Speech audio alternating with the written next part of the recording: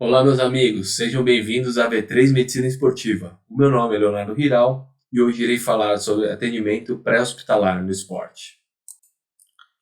Então, para iniciar nosso bate-papo, vou falar um pouquinho sobre as regras de ouro, que não valem só para os atendimentos dentro do esporte, mas para qualquer atendimento de emergência.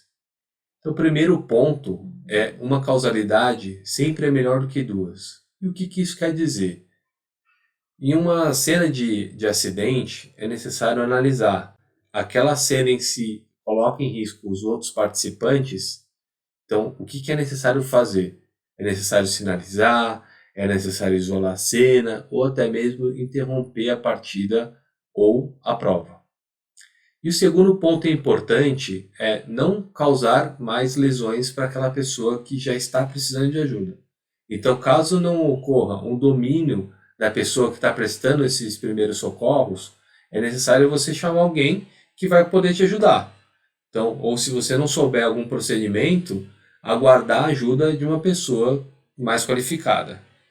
E passando para o atendimento propriamente dito, como é que a gente inicia esse atendimento? O primeiro passo, checar a responsividade. Então, checar através de estímulos táteis e estímulos sonoros se o paciente ele consegue responder ou não e como que ele responde também é importante. Passo número 2, chamar ajuda. Então, ligar para o serviço de emergência ou chamar uma ambulância, né? É importante que, se houver mais de uma pessoa no local que possa te auxiliar, você dê ordens claras, aponte para a pessoa e fale: Fulano, chame ajuda, chame a emergência, chame uma ambulância. Então, ordens claras são muito importantes durante esse processo. E aí iniciar a sequência de atendimento que nós veremos nos próximos slides. Então está aqui a nossa sequência de atendimento. Né? O clássico era do A até o E, mas agora com a nona edição do PHTLS foi incorporada a letra X. No entanto, se mantém aquela sequência. Sem o X, nós não podemos ter o A. Sem o A, nós não podemos ter o B. Sem o B, nós não podemos ter o C. E sem o C, nós não podemos ter o D. E assim por diante, até chegar no E.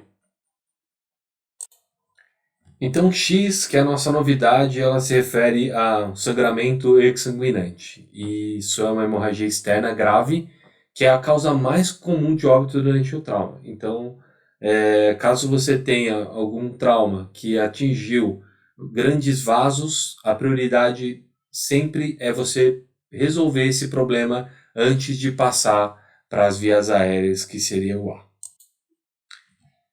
O A refere-se às vias aéreas e coluna cervical. Então, tomar cuidado com a coluna cervical, manter ela estabilizada e aí checar se a via aérea está pérvia através das manobras que serão vistas mais para frente. Então você verifica se não existe nenhuma obstrução e passagem do ar e resolve isso antes de passar para a próxima letra, que é a letra B. Boa oxigenação e ventilação. Então, durante o socorro é avaliado se o paciente respira bem ou necessita de ventilação mecânica. Então, uma vez solucionado o X e o A, você verifica se existe alguma assimetria, se o paciente ele tem condições de manter uma boa ventilação de maneira espontânea, e aí a gente vai entrar com algum procedimento ou com a utilização de oxigênio, enfim, tentar resolver esse problema para passar para a próxima letra, que é a letra C. A letra C ela vai se tratar da circulação e do controle de hemorragias, no caso as internas.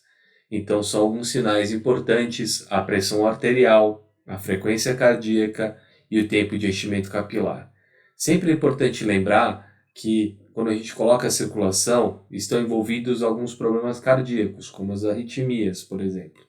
E quando a gente fala dos outros fatores, são principalmente as hemorragias internas. Então, verificar que não houve nenhum trauma, né, que pode ter levado a algum sangramento e repercussões a médio e longo prazo. A letra D diz respeito à incapacidade, ou seja, às alterações neurológicas que o paciente possa estar apresentando. Entram nessa letra as questões relacionadas à escala de Coma de Glasgow e também alterações motoras ou sensitivas. Finalmente chegamos à letra E, exposição e ambiente. É muito importante lembrar das extremidades, lesões como fraturas, luxações ou qualquer lesão que seja considerada de distração vai ser abordada nessa última letra. Também precisamos realizar a exposição do corpo a fim de procurar outras lesões que possam ter alguma complicação. Um outro ponto importante em relação ao ambiente se refere a que a maior parte dos casos de trauma acabam evoluindo para hipotermia. Como nós moramos no Brasil, também precisamos abordar a parte da hipertermia relacionada principalmente aos exercícios intensos e prolongados no calor.